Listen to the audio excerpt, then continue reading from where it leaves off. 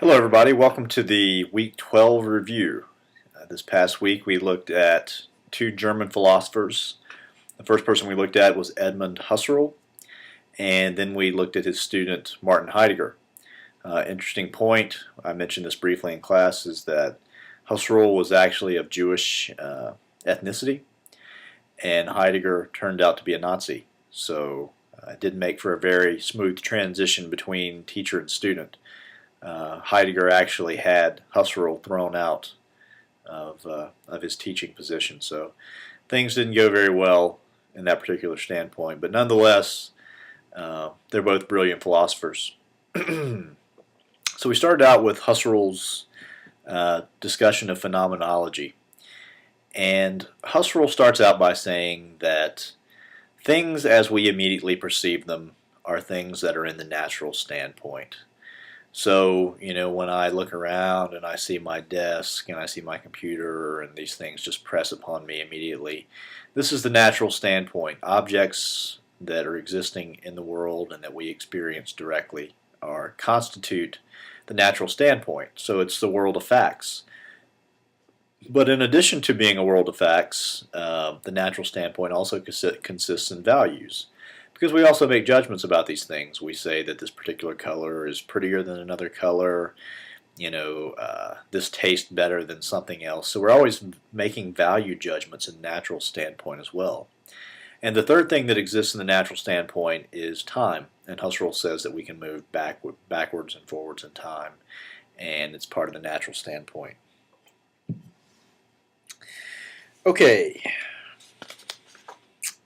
let's see. Yeah, another thing that Husserl says is one of the things that I can assume is that other people also have a similar conception of the natural standpoint. First of all, just trivially, other people do exist in the natural standpoint because I can see people, I can shake their hands, I can interact with them and things like that. So they do exist in the natural standpoint. But he also says that, although we can't say that people experience the natural standpoint exactly the same as we do because people have different memories, different perceptions, things like that. It appears that things are similar enough in our perception of the natural standpoint that we can communicate with each other, we can create governments, we can create laws, things like that. So it appears that we at least have an approximate view of the natural standpoint with other people. So we sort of, as human beings, share an approximate view of the natural standpoint. And one of the things that Husserl is interested in, and the reason that his project is called Phenomenology, is Husserl is following on the heels of Kant. And if you remember, Kant divided the world into two things. There's the phenomenon and the noumena. And the noumena are the things that actually exist in the world, and phenomenon are things as we perceive them. So Husserl is interested in sketching out this concept of the phenomenon, things as we perceive them more. So what he wants to do is something that he calls bracketing. He wants to, and remember we said in class that to bracket something is just to set it apart. So Husserl says, I don't want to go into the same field as Descartes and just try to universally doubt everything and just show that we can never really know that the external world exists. Husserl does believe that we can know that the external world exists. But in this project of trying to focus more, instead of focusing on what's actually in the world, he wants to focus on what's going on in our senses and in our minds. So what he wants to do is bracket, as he says, bracket the natural world. And by bracketing the natural world, he wants to consider what it would be like if we could just consider pure phenomenology, that is, what would be going on in our mind if there were no natural world at all. And whether you can do that or not is an interesting question. So he's interested in looking into the sort of the processes that are at work in our mind with phenomenon and things like that.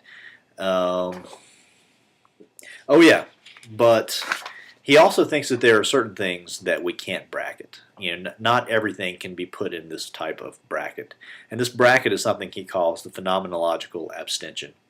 And when the phenomenological abstention is actually putting the external world in the brackets. But he thinks that we can bracket many other things as well. But he thinks that there are some things that we can't bracket. Some things that we can't bracket are like the law of contradiction. We can't imagine what the world would be like without the law of contradiction. He thinks there are certain necessary truths, like the existence of a square circle, things like that. You can't put that in a bracket and consider what the world would be like otherwise, because it's just beyond our mode of consciousness.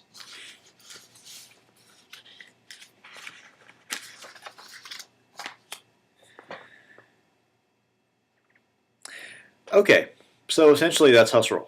And then we moved on Thursday to Heidegger. And Heidegger's article called The Fundamental Question of Metaphysics.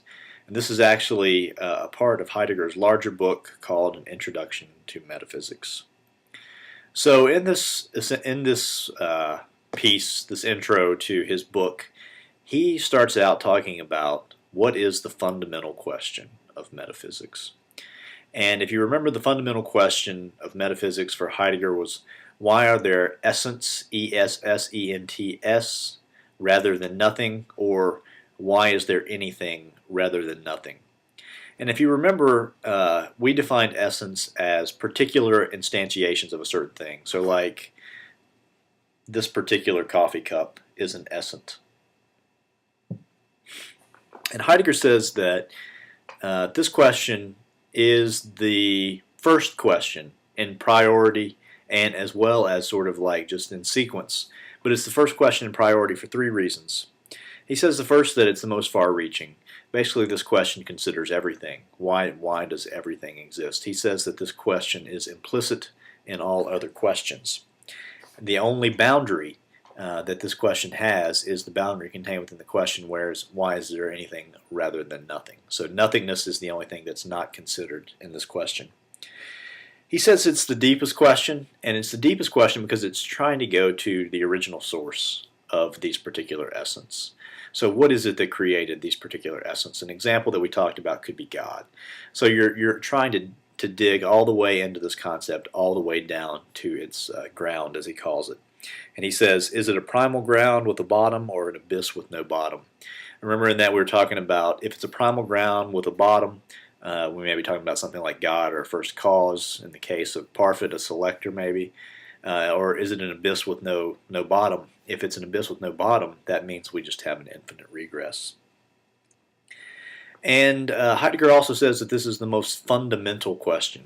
And he says it's the most fundamental because it doesn't concern anything in particular, but rather it's concerned with the entire nature of being. Why is there anything at all? It's not just these particular instances, but it's all these things taken together. And Heidegger says that this question, he calls it the leap. He says that the leap is the original source of origin, the finding of one's own ground.